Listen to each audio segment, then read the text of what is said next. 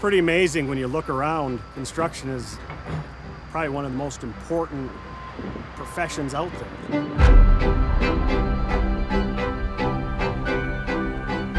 I mean, you're helping a community and you see your finished product and you feel like you've accomplished something. A lot of these guys give a good portion of their life. They're here, they miss a lot of games, they miss a lot of family time to be out here driving the yellow iron. You know, you got a lot of men and women that work on the project every day. It's definitely a good thing. There's no doubt about it. It's keeping a lot of people busy. This is a career. You know, you're setting up your health and welfare and getting a really good paycheck, put food on the table. That's very special to me, very special to our company. We take a lot of pride in our guys. Construction is needed. We all rely on it. We drive on these roads every day. It supplies our water every day. Without it, we'd be in big trouble.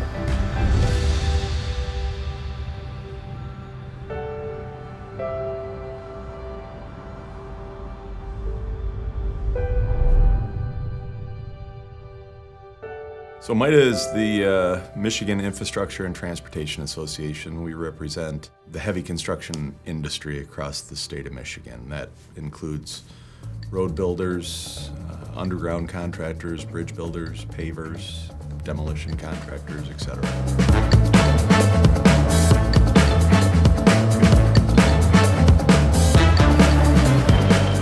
Most folks look at infrastructure primarily as that which they can see, and that means the roads. They drive across a pothole and they blow a tire, and so they feel that that's the infrastructure.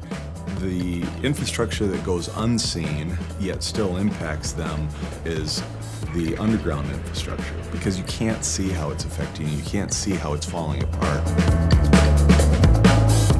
We literally have water and sewer lines here in Michigan that are upwards of 100 years old, still in place and being used.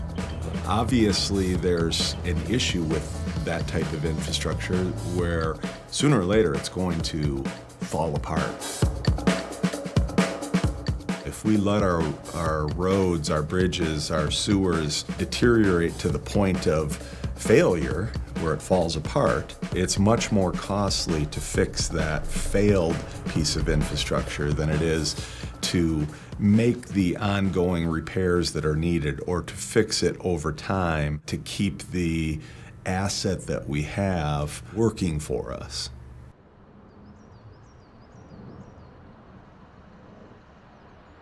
Right here we're standing at the 6th Street crossing. This crossing was built during the 1930s, and it has this historical facet to it which makes it quite unique.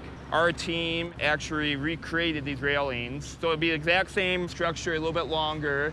We're donating our time and effort to remove these railings and posts, and we're gonna give them back to the Historical Society of Clare.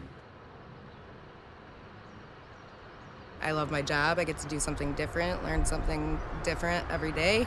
I get to boss all the guys around, keep them tidy, keep them cleanly, keep them safe.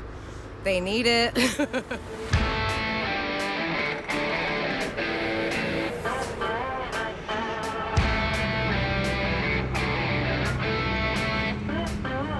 M3 kind of speaks for itself. It's the 3rd oldest road in Michigan, and the underground infrastructure needs to be updated because a lot of this stuff is from the 20s and 30s. When we got here, there was a lot of crossovers that didn't drain anymore, a lot of pipes that were collapsed, so we're removing everything.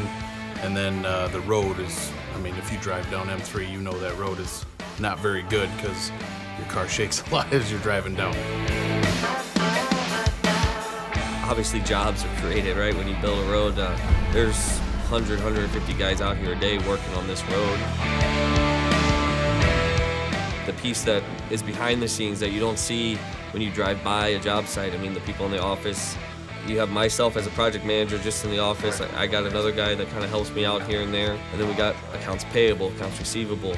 We got HR staff. We have other general superintendents that kind of help the field staff. So you have quite a good amount of jobs that are created.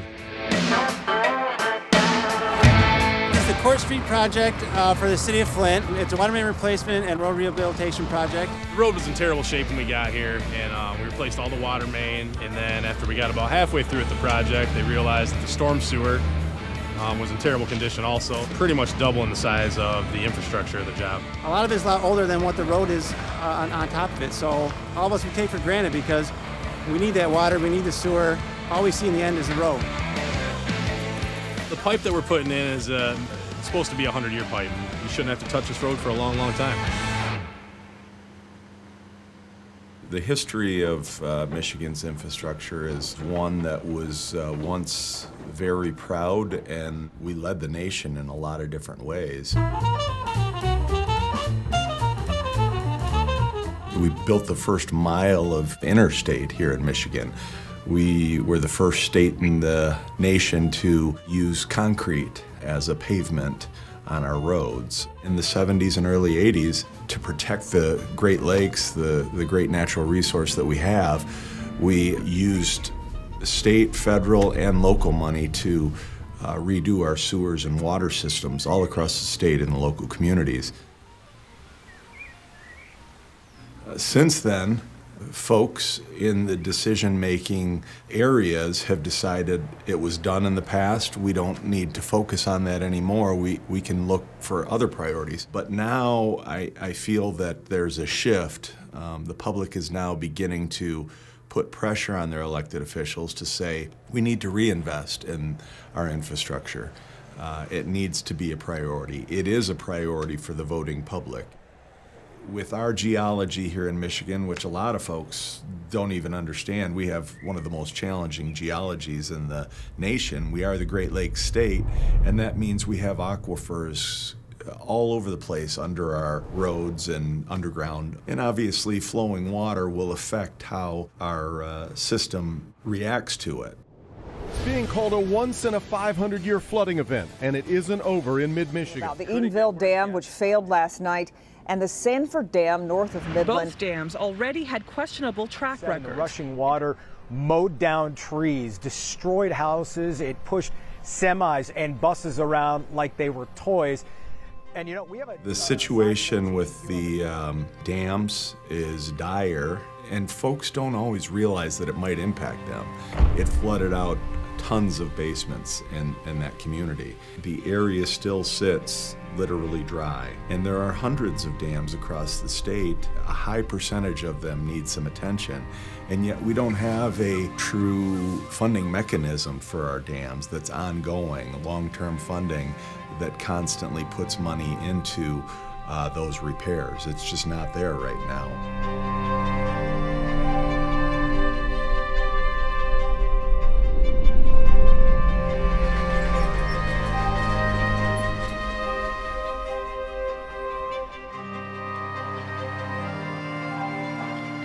The sad part about that, though, is when you don't put enough money towards, all we can do on the contractor and the state side is you do patches. So then when you do a patch over a patch over a patch, you're not addressing the real issue. You're just spending money to make sure that the road stays functional versus spending the money to actually replace the road that it's needed and make it a better road that's going to last 20 years versus a patch job that's going to last 3 to 5 years.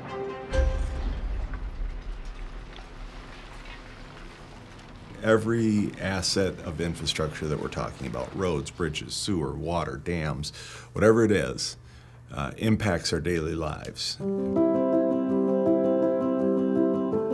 We often hear about the negatives of a pothole or a crumbling bridge or a beach that shut down, those types of things. But when you drive down a new road or go across a new bridge, it is noticeable. I mean, it's actually kind of enjoyable. Michigan's starting to invest and put money in updates in the roads, which is needed. Selfishly, it gives the workers work. It's a good thing for everybody, not just the people using the public stuff, but also guys to make a living. I feel like it will be long-lasting. It's just how they maintain everything. You build something, you don't take care of it, it's gonna fall apart. We should focus on these things because we have built this infrastructure to give us a quality of life that, quite frankly, is beyond anything in most other countries in the world. And yet we take it for granted on a regular basis that our infrastructure is just going to somehow take care of itself. I will tell you, I get pretty fired up when I hit a pothole that I know could be fixed if we were investing properly, because I know we can do better.